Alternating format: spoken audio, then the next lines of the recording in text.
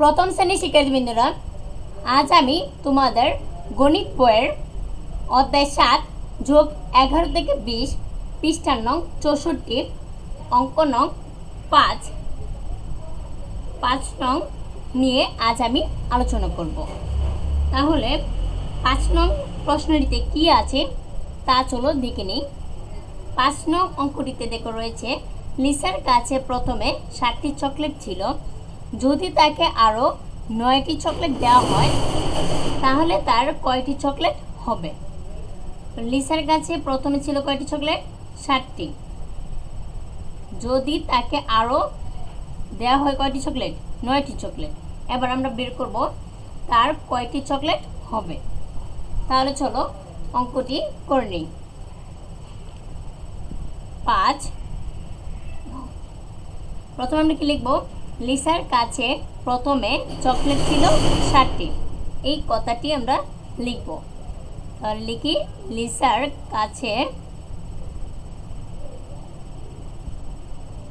কাছে প্রথমে চকলেট ছিল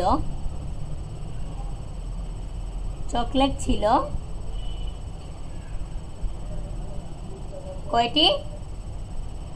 7টি। কয়টি চকলেট ছিল? 7টি চকলেট ছিল।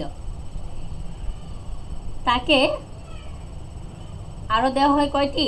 9টি চকলেট। এটা আমরা লিখব। তাকে আরও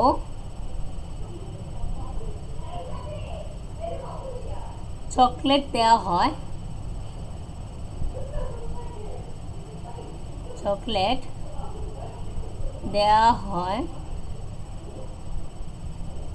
কয়টি? 9টি। কয়টি দেওয়া হয়? 9টি। এবার আমরা কি করব? এটা যোগ করব। তার আগে দেখো আমরা কি লিখেছি সেটা আবার পড়ে নিই। দেখো কি লিখেছি, লিসার কাছে প্রথমে চকলেট ছিল 7টি। তারপর লিখছি দেখো, তাকে আরও চকলেট দেওয়া হয় 9টি। এবার 7টি আর 9টি আমরা কি করব? যোগ করব। 7টি চকলেট আর 9টি চকলেট মোট কয়টি চকলেট হয় সেটা আমরা বের করব। তাহলে এখানে সমান চিহ্ন দাও, লিখব 9 আর 7 কি করব? যোগ করব। তাহলে চলো যোগ করি। 10, 11, 12, 13, 14, 15, 16 কত হয়? 16। তাহলে 16টি। কয়টি? 16টি। আর এই পাশে লিখব তার চকলেট হবে 16টি। এখানে লিখব তার